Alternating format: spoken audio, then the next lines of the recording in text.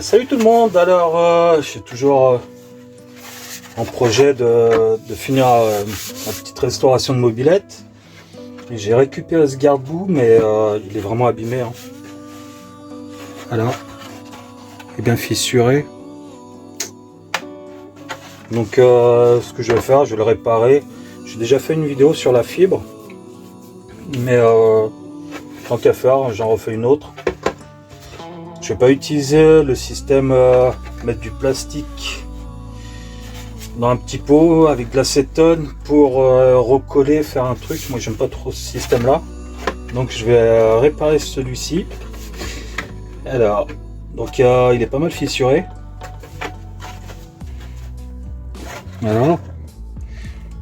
Et moi je vais faire une réparation à la fibre parce que je maîtrise bien le produit et c'est vraiment plus costaud. Je vais m'occuper de ça. Donc ce que je vais faire, c'est carrément tailler la fissure existante. Comme il ne se touche pas, donc normalement il faudra qu'il soit en contact direct. Mais vu ma réparation, je suis obligé de faire ça, des fissures. J'ai utilisé ma petite Dremel sur mon tessure flexible. J'ai plusieurs accessoires pour meuler. Donc c'est les mêmes pour modifier les bas moteurs, enfin ce que j'utilise pour l'aluminium. Je vais la réutiliser là-dessus. Je pourrais utiliser une disqueuse plus grosse, mais j'ai pas envie de la sortir. Ça fait beaucoup plus de fumée, plus de... Voilà, j'ai pas envie, simplement. Voilà.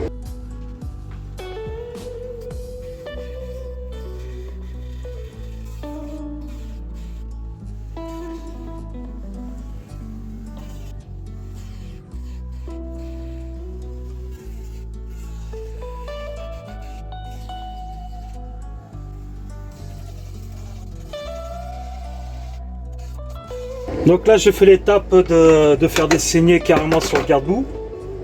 Donc comme ça il n'est pas en contact direct et ce sera de la résine qui prendra la place du trou.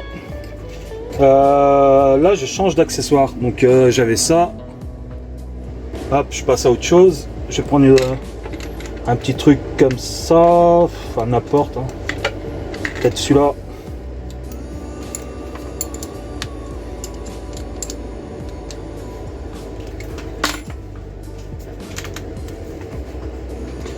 Et maintenant je vais continuer avec celui-là pour gratter. Donc en premier je m'occupe que de la partie intérieure. Je remodèle la partie avant. Et une fois que ce sera tout modelé, je referai mes finitions outils.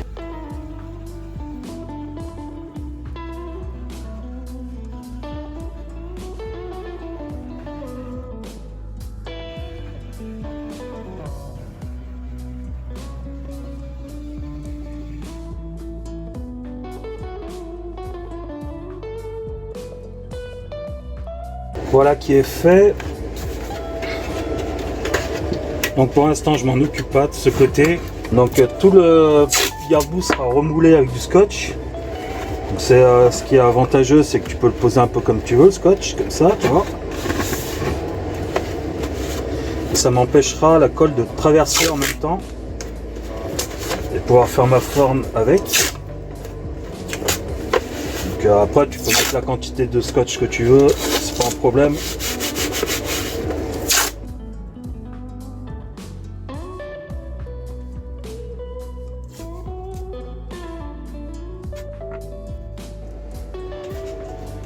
Donc maintenant je vais faire ma préparation résine et il me faut de la fibre. Donc c'est de la tôle de fibre en mat 300. Ça veut dire que il me faut 300 grammes au mètre carré. Et il y a plusieurs épaisseurs, hein. Il y a de la mat 600, il y a de la mat 150, mais moi je prends de la mat 300. Voilà. Le petit gobelet que quand tu as mangé ton petit yaourt, ça va super bien pour les deuxièmes vies des petits pots. Donc tu fais ta résine dedans, ensuite tu jettes, ou tu peux le garder encore un petit moment. Je vais récupérer des gants parce que la résine ça colle. Donc des petits gants. La fibre je vais la mettre de côté.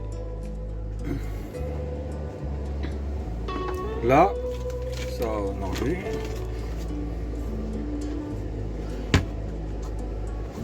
Voilà, donc là j'ai mon petit pot. Je vais mettre les gants. C'est vraiment le truc qu'il faut vraiment mettre parce que une fois que tu as toute la résine dans la main pour l'enlever, ça part bien avec de l'eau et du savon, mais à éviter. Donc tu vois, j'ai carrément un bidon de 5 litres. Et là je vais remplir le pot complet. Bien sûr, j'ai un masque. Et j'ai un pinceau, mais on va pas prendre celui-là. Un petit pinceau avec de la résine qui a plus que durci. Mais je peux t'assurer que celui-là, il a 20 ans. Ça fait des années que je l'utilise. Il a une bonne vingtaine d'années. L'important, c'est bien de le nettoyer. Et encore, je peux gratter encore et le refaire. C'est pas la première fois que je le refais, ce pinceau.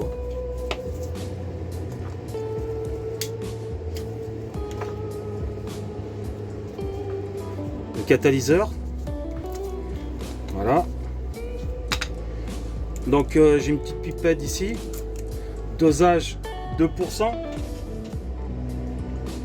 Voilà.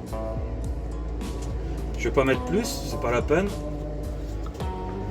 Alors même si tu mets 1% en été, il faut savoir que ça sèche assez rapidement. Donc 2% c'est à moyenne 20 degrés. 1% s'il commence à faire 30 degrés, faut pas mettre beaucoup. En hiver, tu en mets plus, voire 4%, parce qu'il va mettre longtemps à sécher. Une petite touillette.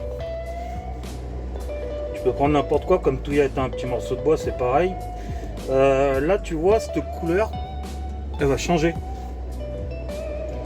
Donc, le catalyseur va se mélanger avec la résine et il va commencer à changer de teinte. Et là, ça veut dire que c'est bien mélangé. Voilà. Donc, je suis passé de bleu. Là, il est légèrement vert. Donc, ça veut dire qu'il est bien mélangé. Je vais me le positionner parce que là, j'ai pas mal de boulot dessus. Et maintenant, je badigeonne.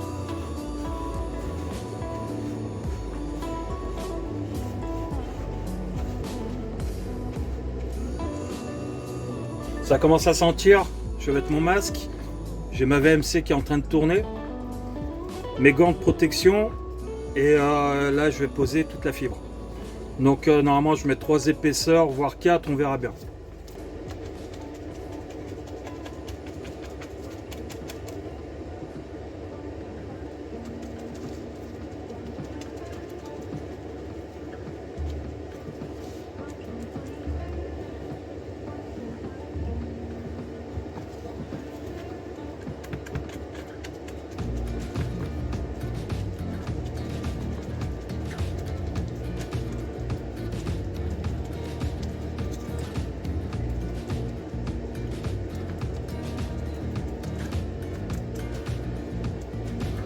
Bon, comme tu peux voir, à l'application de la fibre et de la résine, donc je me mets passes de fibre, sachant que cette fibre que j'ai, je l'ai trouvée, elle est super bien, elle est super souple.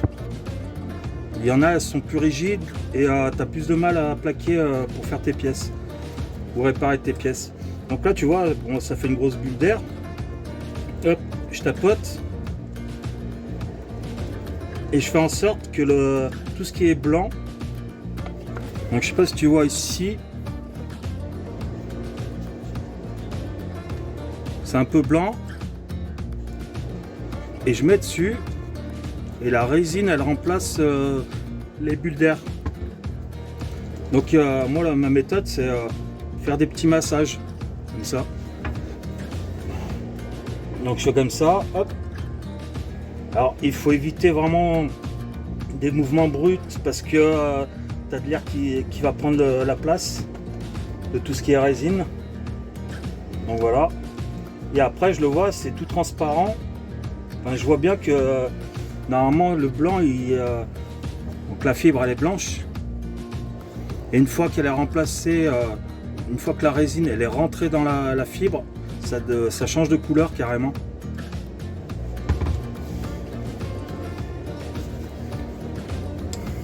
Donc ça, c'est des débuleurs.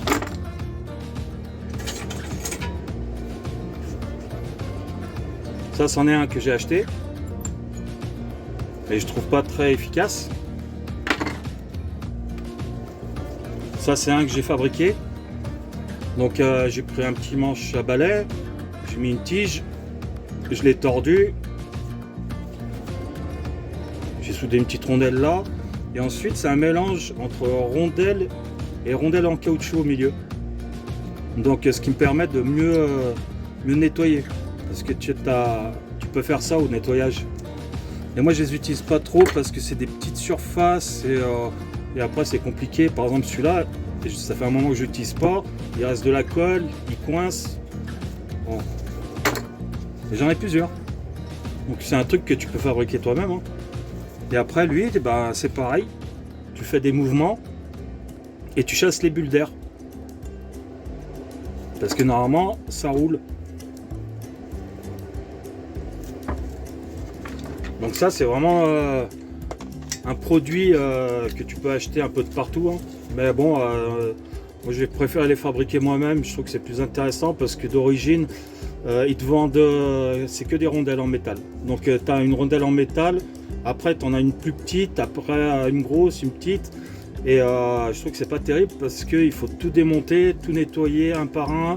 Alors que les petites rondelles en caoutchouc au milieu, ben, ça te permet de faire ça comme mouvement pour nettoyer.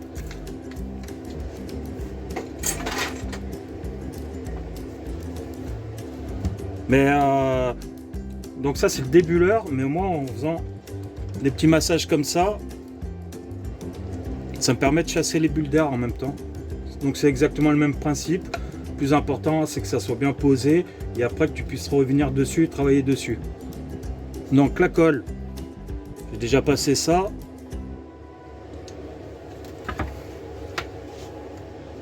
Et je vais continuer.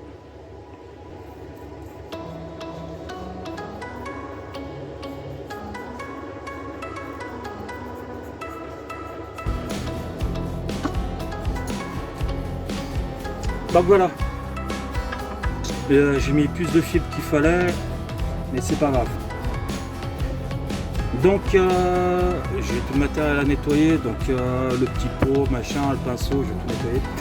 Il y a deux méthodes pour accélérer le séchage. Donc la première c'est un décapeur thermique. Donc la petite machine qui envoie de l'air chaud. Le problème c'est qu'il faut doser en séchage. Et le problème c'est que si tu envoies trop de chaleur, il se déforme, la fibre elle se déforme. Donc pour rattraper ça c'est super compliqué. Mais ça se fait quand même. Ça m'est arrivé plusieurs fois d'accélérer le séchage avec le décapeur thermique. Deuxième méthode, les UV. Donc les UV, c'est-à-dire le soleil.